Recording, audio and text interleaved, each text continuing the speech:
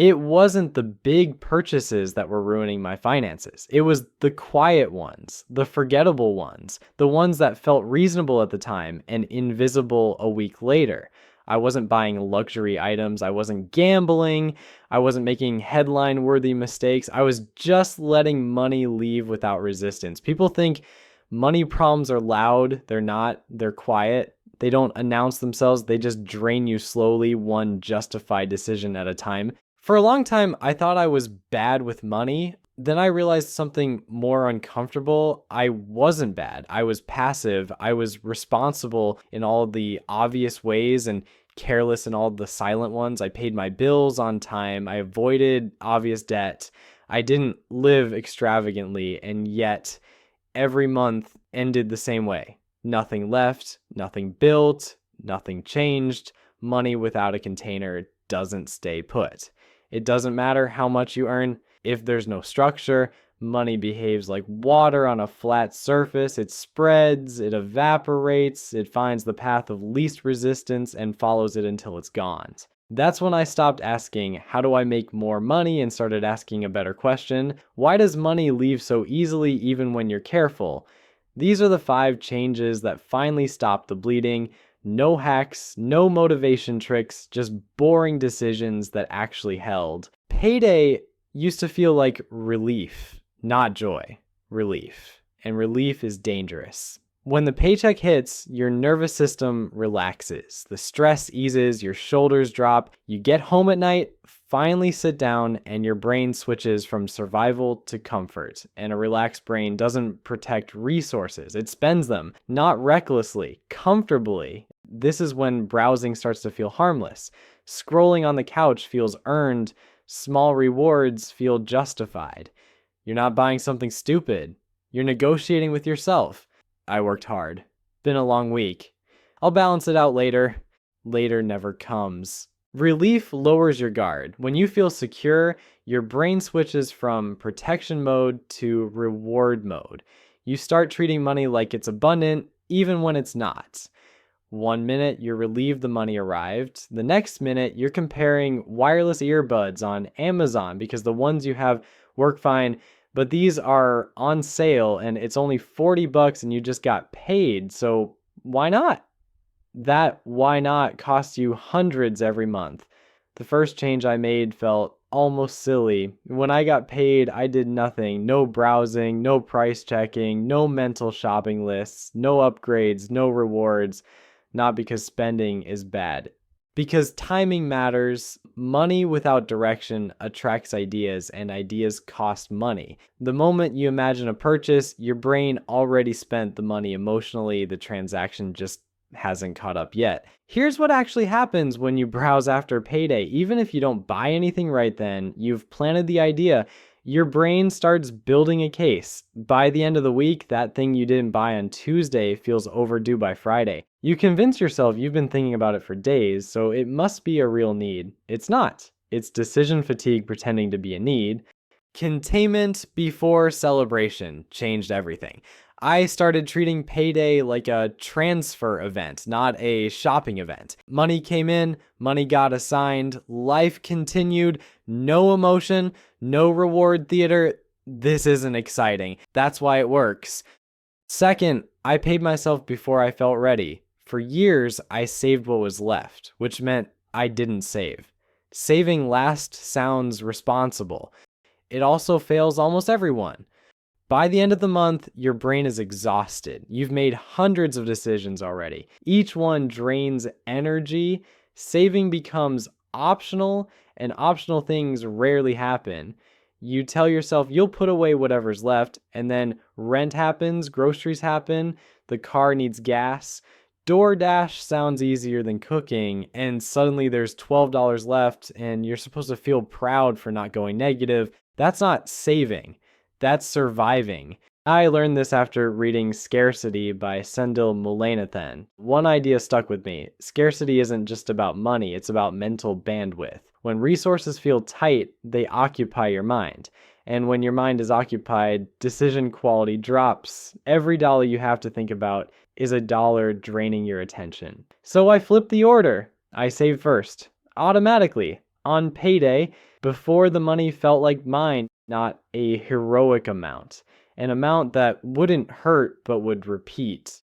The number mattered less than the timing. What mattered was that the decision happened early when my brain was still calm before life started making demands. The psychological effect was immediate. Money that never touched my checking account didn't tempt me. Invisible money doesn't require discipline.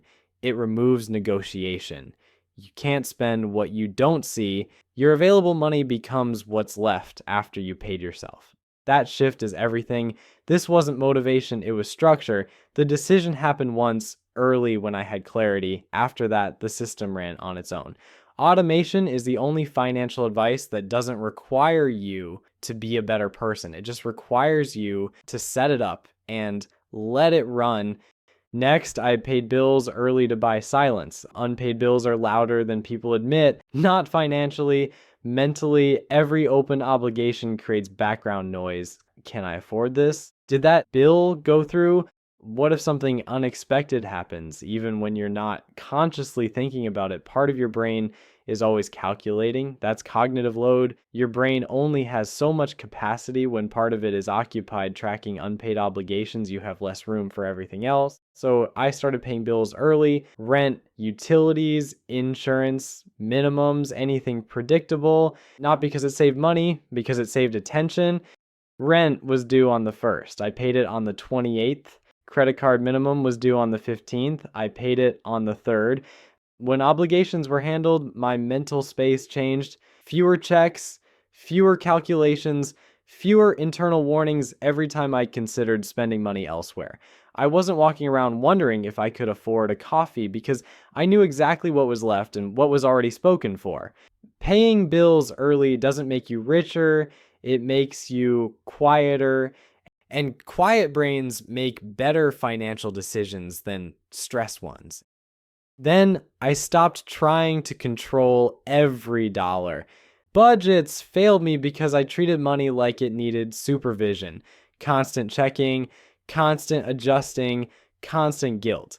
That approach works briefly, then it collapses under fatigue. You can't micromanage your way to financial stability. Control is exhausting, and exhausting systems don't last. What finally worked was containment, not control. Money got jobs, money got boundaries. Some money was allowed to be spent freely, some money was locked away, some money was untouchable. I didn't monitor balances daily, I didn't track every latte. I designed the system once and let it enforce itself. Think of it like a safe with a time delay.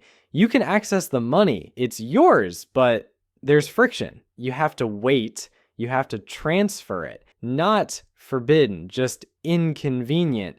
And impulse fades faster than access delays. By the time you move money from savings to checking, the thing you thought you needed doesn't feel as urgent anymore. That's not willpower, that's design. Control says, don't spend this. Containment says, you can spend this, but it's going to take 3 business days to move it. One requires discipline every single time.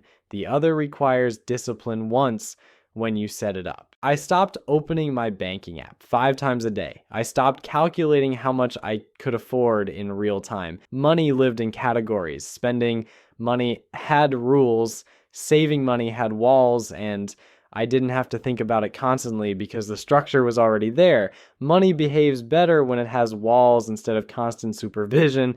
Structure beats willpower every time. Finally, I stopped talking about money progress. This one surprised me. The more people knew I was doing better, the more expensive my life became. Suggestions, invitations, expectations, subtle pressure to enjoy it now. Friends wanted to go out more. Family started hinting at loans. People assumed I could afford things I wasn't ready to afford yet. People mean well. Their advice still costs you money. Someone finds out you're saving, and suddenly they're a financial advisor. You should invest in this. You should upgrade your car. You should enjoy your money. What's the point of saving if you're miserable? And the worst part is, they're not wrong. They're just early. But once the conversation starts, it's hard to stop. So I went quiet. No announcements, no explanations, no progress updates, not secrecy, protection.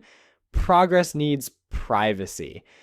When money is private, it doesn't need to prove anything. You're not defending your choices. You're not justifying why you didn't go on the trip or buy the thing or lend the money. You're just moving in silence, and silence removes negotiation. Social negotiation drains resources faster than almost anything else. Every time someone asks, "Can you cover this?" or "Want to split this?" you're negotiating, and negotiation is expensive. Do that enough times, and eventually you say yes, just to stop the conversation. And when people assumed I was broke, I let them assume, because "I can't afford it" is a much easier sentence than "I'm choosing not to spend on that right now because I'm prioritizing long-term goals." If money feels like it leaks no matter how careful you are, you're not broken. Your system is. Money doesn't disappear. You spend it. And you spend it because nothing's stopping you. Not because you're careless, because there's no structure forcing better decisions before emotion takes over. Fix the order, fix the timing, fix the structure, pay yourself first, pay bills early, contain money before you celebrate it. Stop talking about progress until progress is done. This isn't about becoming someone new. It's about building something better than willpower. Click the video on your screen to keep learning about finance, no fluff. Do the boring stuff, it works.